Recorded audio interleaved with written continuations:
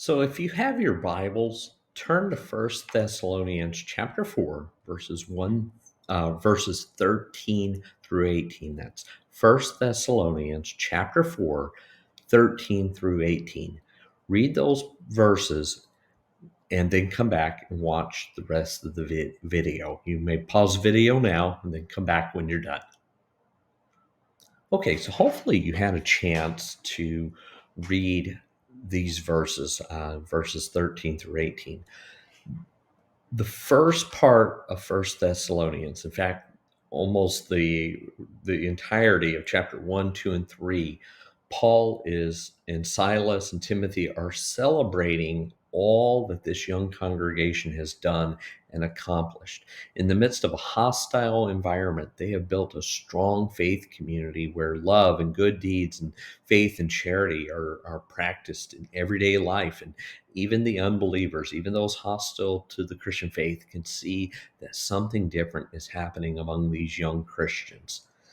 In the verses you've just read, Paul now challenges the Christians in Thessalonica to live lives of integrity. Now, I want to just remind you that integrity literally means that our lives are integrated. What we say, what we do, what we believe, how we act are integrated and make sense together.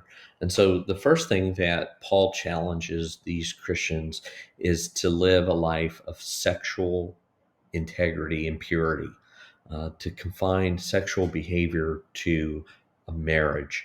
And this would have been a very different way of living from the Romans and Greeks that lived around these Christians. Their neighbors would have been very promiscuous. Sexual behavior would have been expressed in all kinds of relationships.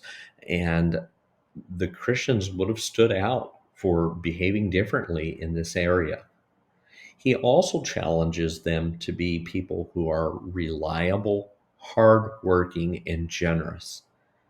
In other words, they are to live in such a way that even if the people around them don't believe their faith, even if they don't take that part of them seriously, they have to take the very lives seriously. They may not believe what these Christians believe, but these pagan neighbors will be very glad to have them as neighbors, as co-workers, as business partners.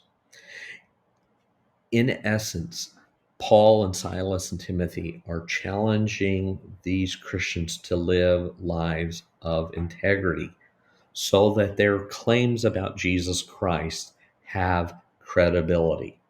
And so I want to ask you, is your life being lived in such a way that your claims about the Christian faith have credibility?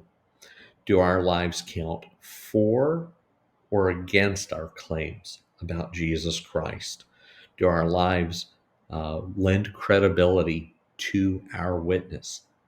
This is the essence of what this chapter is about our lives lending credibility to our claims about the Christian faith, so that by the way that we live, our neighbors, our friends, and our family have to at least consider the possibility that what we say about Christ may in fact be true.